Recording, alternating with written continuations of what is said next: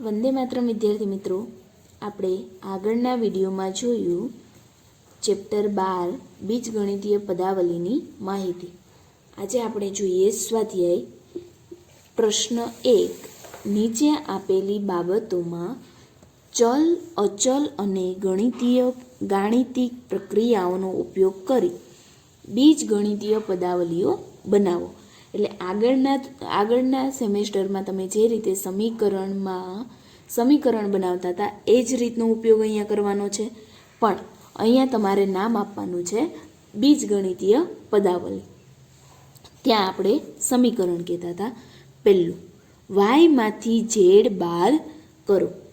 તો તમે ડાયરેક્ટ લખી શકો કે વાયમાંથી ઝેડ બાદ કરીએ તો વાય માઇનસ ઝેડ લખવો પડશે.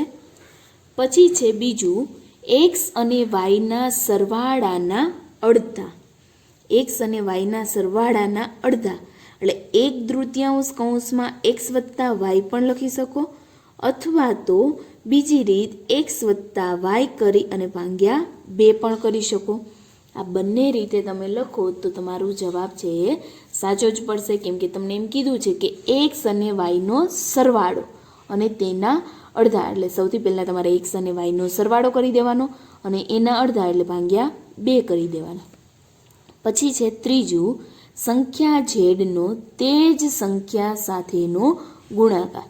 સંખ્યા ઝેડનો તે જ સંખ્યા એટલે ઝેડ સાથે ગુણાકાર એટલે ઝેડ ગુણ્યા ઝેડ એટલે ઝેડનો વર્ગ.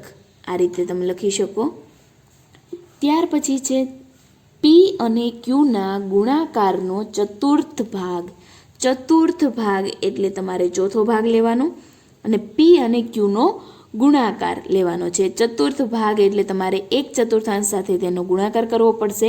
પી ગુણ્યા ક્યુ એટલે પી ક્યુ તમે લખી શકો. પી ક્યુ લખો એટલે એનો અર્થ એ થશે કે પી અને ક્યુનો તમે શું કરો છો તો કે ગુણાકાર કરો છો. આ તમારે યાદ રાખવાનું છે, કેમ કે આ ચેપ્ટરમાં તમે આ જ રીતે ગુણાકાર છે એ દર્શાવશો. તમારે પી ગુણ્યા ક્યુ આ રીતે લખવાનું નથી. અહીંયા તમારે આ રીતનું જ લખવાનું છે, પી ગુણ્યા ક્યુ લખવાનું નથી. પછી છે એક્સ અને વાય બંને સંખ્યાનો વર્ગ અને તેનો સરવાળો. એક્સ અને વાય બંને સંખ્યાનો વર્ગ એટલે તમારે એક્સનો વર્ગ લેવાનો અને વાયનો વર્ગ પણ લેવાનો. બંનેનો વર્ગ અને તેમનો સરવાળો એટલે કે એક્સનો વર્ગ વત્તા વાયનો વર્ગ થશે. તો અહીંયા લખી દઈએ એક્સનો વર્ગ વત્તા વાયનો વર્ગ. પહેલાં આપણે બંનેનો વર્ગ કરી દીધો અને ત્યારબાદ તેનો સરવાળો કરી દીધો. તમને અહીંયા જે રીતે કીધું હોય એમ લાઇનસર તમારે કરતું જવાનું, એટલે તમને બીજગણિતીય પદાવલી છે એ મળી જશે. પછી છે એમ અને એન સંખ્યાના ગુણાકારના. એમ અને એનનો ગુણાકાર એટલે એમ ગુણ્યા એન એટલે એમ એન લખવાનો. એમ એનના ગુણાકારના 3 ગણા. હવે 3 ગણા એટલે આપણે ગુણ્યા કેટલા કરવા પડશે તો 3 કરવા પડશે. તો એ તમે આ રીતે લખી શકો. ગુણાકારની નિશાની કરવાની જરૂર પડતી નથી. તમે ત્રણેયને સાથે લખી દો એટલે તમે ત્રણેયનો ગુણાકાર કરેલો કહેવાશે. 3 ગણામાં 5 ઉમેરતા એટલે તમારે સરવાળો કરવાનો. તો આપણે લખી દઈએ +5. આ તમારી બીજગણિતીય પદાવલી થઈ ગઈ. સેમ રીતે આગળ વાય અને ઝેડના ગુણાકારને એટલે વાય અને ઝેડનો ગુણાકાર કરી દેવાનો ને 10માંથી બાદ કરતા એટલે કે વાય અને ઝેડનો ગુણાકાર છે એને તમારે 10માંથી બાદ કરવાનો. એટલે 10 - વાય ઝેડ લખવા પડશે, કારણ કે તમને 10માંથી બાદ કરવા કીધું છે એટલા માટે. તો 10 - વાય ઝેડ આ તમારી બીજગણિતીય પદાવલી બની ગઈ. પછીનું એ અને બીના ગુણાકારમાંથી. એ અને બીના ગુણાકારમાંથી એટલે આપણે એ બીનો ગુણાકાર કરી દેવાનો.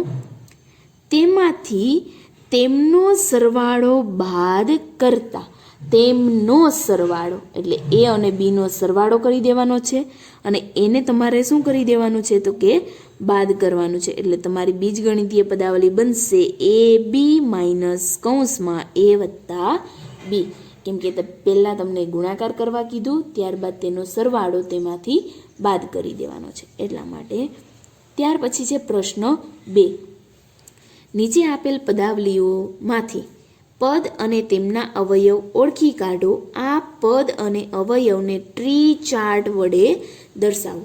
તમને અહીંયા એવો વિચાર આવતો હશે કે ટ્રી ચાર્ટ એટલે શું?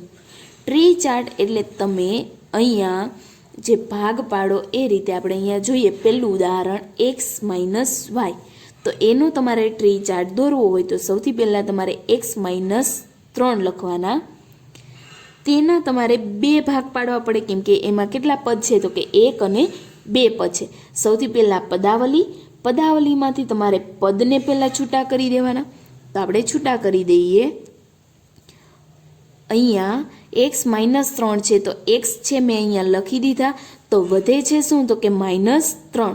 યાદ એ રાખવું કે પણ જ્યારે પણ તમે ટ્રી ચાર્ટ દોરો ત્યારે પદ છૂટા પાડતી વખતે નિશાની સાથે પદને છૂટા પાડવાના. હવે x તમે અહીંયા લખી દીધો તો વધે છે -3 અને એ -3 તમે અહીંયા લખશો.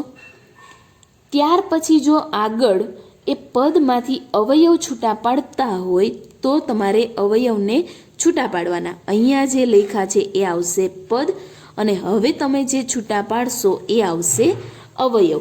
હવે આમાં એકે અવયવ બીજા આવતા નથી એટલે અવયવમાં શું આવશે? તો કે x જ આવશે. આ છે એ અવયવ છે. અને અહીંયા -3 છે તો એમાં 2 છૂટા પડશે, -1 પણ પડશે અને 3 પણ પડશે. તો આ બંને અવયવ છે એ છૂટા પડી ગયા. તો આ રીતે તમારે ટ્રી ચાર્ટ છે એ તૈયાર કરવાનો રહેશે. જ્યારે પણ તમારી પાસે માઇનસની નિશાની હોય ત્યારે તમારે -1 અને જે સંખ્યા હોય તે બંને અવયવને છૂટા પાડવા ફરજિયાત છે. તો આ જે પદાવલી છે એના અવયવ કયા કયા છે? તો કે x - 1 અને 3. ત્યાર પછી આગળના ટ્રી ચાર્ટ જોઈએ. b 1 + x + x² સૌથી પહેલાં તો તમારે પદાવલી લખવાની. લખી દઈએ 1 + x + x². હવે તમે જોઈ શકો અહીંયા 1, 2 ને 3 પદ છે તો તમારે 3 ભાગ પાડવાના. આ 1 અહીંયા 2 અને 1 અહીંયા પાડીશું એટલે 3 થઈ ગયા. હવે નિશાની સાથે એને છૂટા પાડીએ. અહીંયા 1, અહીંયા x અને અહીંયા x². અહીંયા તમે આગળ નિશાની પ્લસની છે તો લખો કે ન લખો કોઈ ફરક પડે નહીં. આ થઈ ગયા પદ છૂટા. હવે આપણે જોઈએ આગળ અવયવ છૂટા પાડીએ. 1 છે તો 1માં અવયવ 1નો 1 જ રહી છે, એમાં બીજા અવયવ આવતા નથી. x છે તો xમાં પણ xનો x જ અવયવ રહી છે, બીજા કોઈ અવયવ નથી આવતા. પણ અહીંયા x² છે તો અહીંયા તમારી પાસે 2 અવયવ આવશે. કેમ? તો કે x² એટલે તમે x × x લખી શકો. તો અહીંયા 2 અવયવ છે x અને x. તો આ રીતે બધા અવયવ છે એ છૂટા પડી ગયા. ત્યાર પછી જોઈએ ત્રીજું y અને -y². તો એમાં સૌથી પહેલાં અહીંયા પદાવલી લખીએ y - y². 2 પદ છે તો આપણે 2 પદ અહીંયા લખીશું. એક અહીંયા અને એક અહીંયા. અહીંયા આવશે y અને અહીંયા આવશે -y². હવે આ છે એ પદ થયા. હજુ આપણે અવયવ લખવાના છે અને અવયવ માટે y છે એ એમના એમ જ રહેશે. પણ -y³ છે એમાં તમારી પાસે y³ હોવાથી 3 એ થશે અને માઇનસની નિશાની છે એટલે -1 એટલે ટોટલ 4 અવયવ છે એ છૂટા પડશે. આ 1, 2, 3 અને 4. પહેલું આવશે -1, બીજું આવશે y, ત્રીજું y અને ચોથું પણ y. તો અહીંયા આવી રીતે ટોટલ 5 અવયવ છે છૂટા પડી ગયા.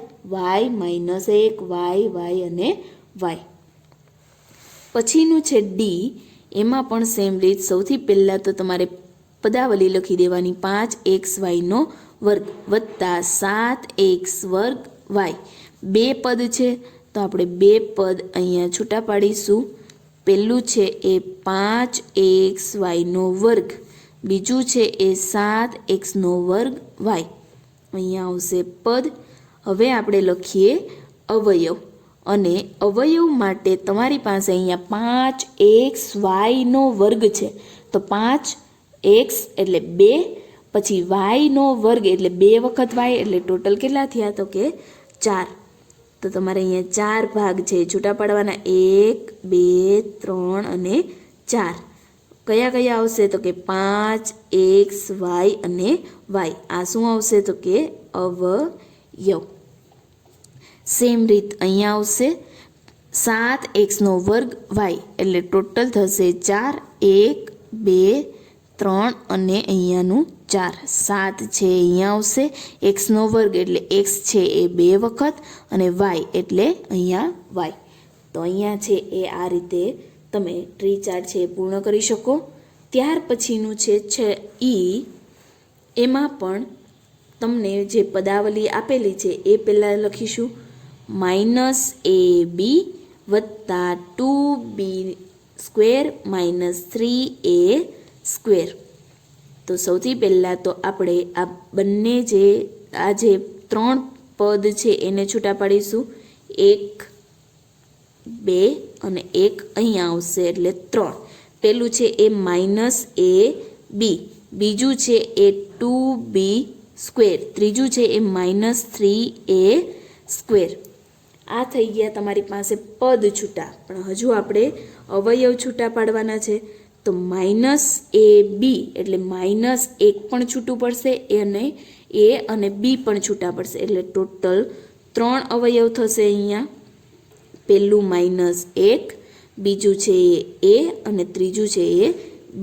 અહીંયા લખી દઈએ અવયવ. પછી છે 2b સ્ક્વેર. તો એમાં પણ સેમ રીત તમારે છૂટા પાડી દેવાના. પહેલું છે એ 2, બીજું છે એ b સ્ક્વેર છે, એટલે b અને b. આ રીતે ભાગ છૂટા પડે. ત્યાર પછી છે -3a સ્ક્વેર, -1 3a અને a, એટલે ટોટલ કેટલા થયા? તો કે 4. તો તમારે અહીંયા 4 ભાગ પાડવા પડશે. 1 2 3 અને 4. પહેલું -1, બીજું છે એ 3, ત્રીજું છે એ a અને ચોથું છે એ a. ટોટલ 4 ભાગ છે, 4 અવયવ છે છૂટા પડી ગયા. તો આ રીતે તમે ટ્રી ચાર્ટ છે એના વડે પદાવલી દર્શાવી શકો. ત્યાર પછી આગળ જોઈએ. બીજું, નીચે આપેલી પદાવલીમાંથી પદ અને અવયવ ઓળખી કાઢો. આપણે અગાઉ ટ્રી ચાર્ટ બનાવતા હતા, હવે તમારે અહીંયા ટ્રી ચાર્ટ બનાવવાનો નથી, પણ તમારે પદ એ છૂટા પાડવાના છે અને એના અવયવ પણ અહીંયા લખવાના છે. પહેલાં તમે ટ્રી ચાર્ટમાં લખતા હતા એની જગ્યાએ અહીંયા છૂટું લખી દેવાનું. સૌથી પહેલું જોઈએ અહીંયા -4x + 5.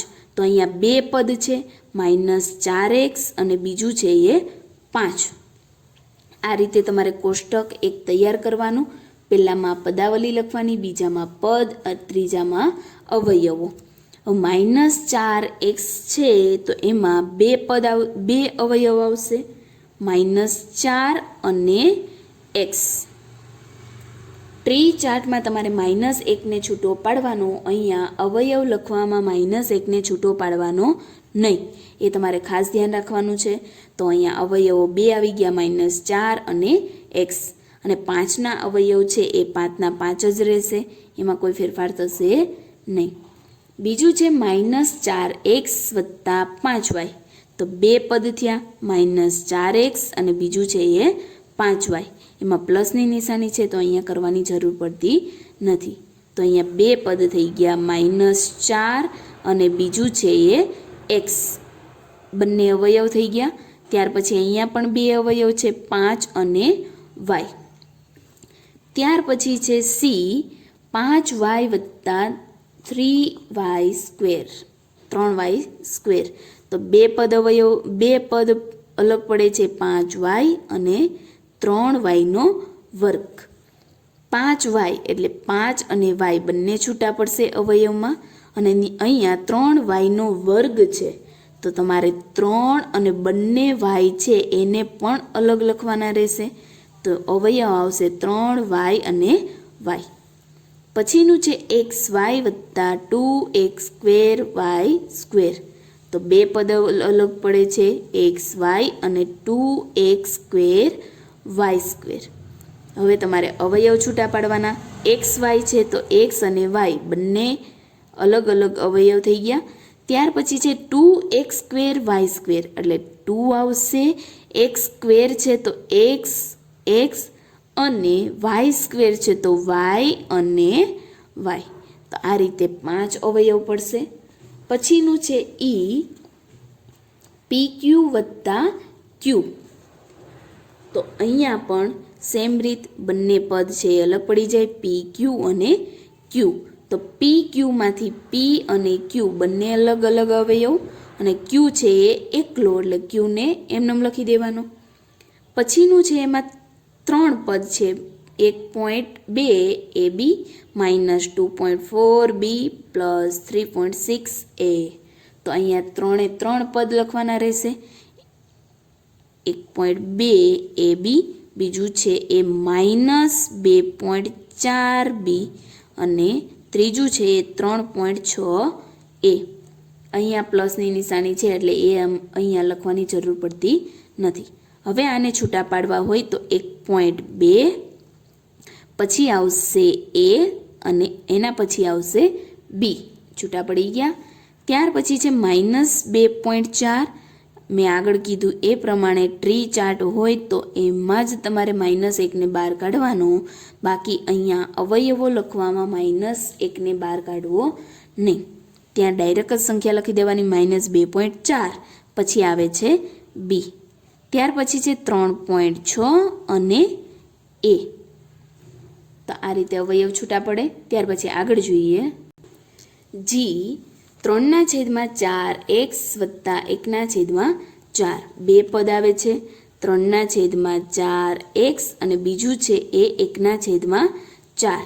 તો અહીંયા 3/4xમાં બે અવયવ છે, 3/4 અને x, અને આમાં એક જ અવયવ છે 1/4. પછીનું છે 0.1 પી સ્ક્વેર પ્લસ 0.2 ક્યુ સ્ક્વેર. તો એમાં પણ બે પદ છે, 0.1 પી સ્ક્વેર અને બીજું છે એ 0.2 ક્યુ સ્ક્વેર. તો હવે આના અવયવ છૂટા પાડીએ, 0.1 પી અને પી. ત્યાર પછી 0.2 ક્યુ અને ક્યુ. તો આ રીતે તમે અવયવ છે એ છૂટા પાડી શકો. પછીનું છે પ્રશ્ન 3. નીચે આપેલી પદાવલીમાં અચલ સિવાયના પદનું સંખ્યાત્મક સહગુણક શોધીને લખો. એટલે કે તમને અહીંયા માત્ર ને માત્ર સહગુણક લખવા કીધું છે, એ પણ સંખ્યાત્મક સહગુણક. તો અહીંયા તમારે ધ્યાન રાખવાનું છે કે સંખ્યાત્મક સહગુણક કયો થશે, તો કે પદમાં જે સંખ્યા આપેલી હોય એ સંખ્યાનો સહગુણક થશે. તો જોઈએ, સૌથી પહેલાં તો તમારી પાસે જે પદાવલીઓ આપેલી છે એના માટે તમારે એક કોષ્ટક તૈયાર કરવાનું. ક્રમ, પદાવલી, અચલ સિવાયનું પદ અને ત્યાર પછી આવશે સહગુણક. તો જોઈએ, પહેલું 5 - 3t² તમને અહીંયા એમ કીધું છે કે અચલ સિવાયના પદ લેવાના. 5 છે એ અચલ છે તો એ પદ તમે લઈ શકો નહીં, એના સિવાયનું પદ એટલે -3t². તો એ આપણે અહીંયા લખીએ -3t². હવે તેનો સહગુણક એટલે કે તમારી પાસે જે સંખ્યા હોય, ચલ સિવાયનું પદ અને એ પણ સંખ્યાવાળું, એટલે અહીંયા આવે છે -3. તો આ જે સહગુણક છે એ કયો થશે, તો કે -3. પછીનું છે એમાં બીજું 1 + t + t² + t3. તો અચલ છે એ તમારે નથી લેવાનું, તો એના પછીના 3 આવશે, t², અને t3. હવે ટીનો તમારે સહગુણક લખવો હોય તો તમને અહીંયા કોઈ પણ સંખ્યા દેખાતી નથી, અને સંખ્યા ન દેખાતી હોય તો એનો સહગુણક હંમેશને માટે શું હોય, તો કે 1. આ તમારે યાદ રાખવાનું, કારણ કે કોઈ પણ અહીંયા અક્ષર કે સંખ્યા આપેલી હોય તો એની સાથે ગુણાકારમાં હંમેશને માટે શું હશે, તો કે 1 હશે. હવે ટીનો વર્ગ છે તો એનો પણ સહગુણક શું થશે તો કે 1. ટીનો ઘન છે તો એનો પણ સહગુણક 1, કારણ કે તમને અહીંયા કોઈ પણ સંખ્યા દેખાતી નથી. પછીનું છે ત્રીજું, x વત્તા 2xy વત્તા 3y. અહીંયા પણ 3 પદ છે, x 2xy અને 3y. સહગુણક લખીએ. xનો સહગુણક આવશે 1, કારણ કે કોઈ સંખ્યા દેખાતી નથી. બીજામાં 2xy છે તો 2 એ સંખ્યા છે તો અહીંયા સહગુણકમાં આવશે 2. 3y છે તો સહગુણકમાં આવશે 3. જે સંખ્યા દેખાય એ સંખ્યા તમારે અહીંયા લખી દેવાની. બીજું છે અહીંયા 100m વત્તા 1000n. તો અહીંયા બે પદ તમારી પાસે છે, 100n અને 1000n. 100m અને 1000n. તો અહીંયા આનો સહગુણક શું થશે તો કે 100, અને આ જે n વાળું પદ છે એનો સહગુણક શું થશે તો કે 1000. ત્યાર પછી આગળનું -p² q² વત્તા 7pq. તો અહીંયા બે પદ છે, -p² q² અને બીજું પદ છે 7pq. હવે સહગુણક લખીએ.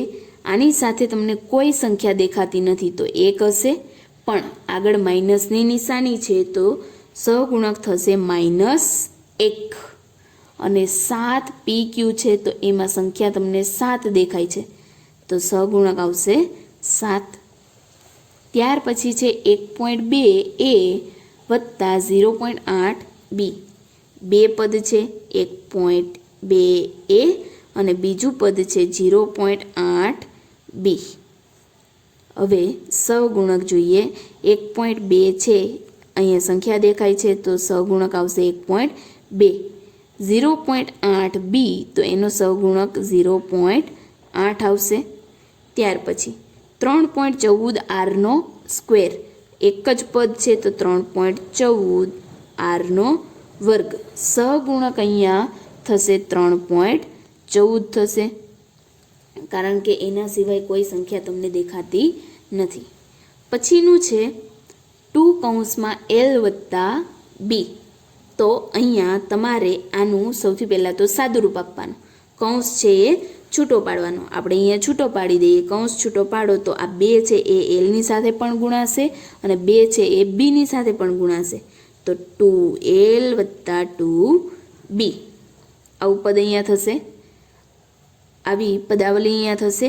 હવે એમાંથી પદ છૂટા પાડીએ તો બે પદ છે, 2l અને 2b. હવે એના સહગુણક, અહીંયા 2l છે તો સહગુણક આવશે 2 અને 2b છે તો સહગુણક આવશે 2. ત્યાર પછી છે 0.1y વત્તા 0.01y².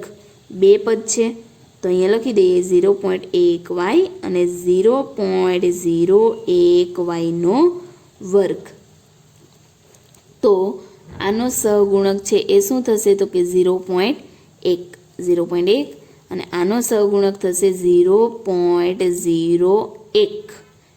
તો અહીંયા આ પ્રશ્ન પૂરો. ત્યાર પછી આગળ જોઈએ. ત્યાર પછી છે પ્રશ્ન 4. એમાં x વાળા પદો શોધો અને xના સહગુણક લખો. હવે પદાવલીમાંથી તમારે x વાળું પદ પહેલાં તો શોધવાનું અને ત્યારબાદ તમારે તેનો સહગુણક, xનો સહગુણક તમારે લખવાનો. તો સૌથી પહેલાં તમારે આ રીતનું બોક્સ તૈયાર કરવાનું. પદાવલી, x વાળું પદ અને xનો સહગુણક. પહેલું y² x વત્તા y.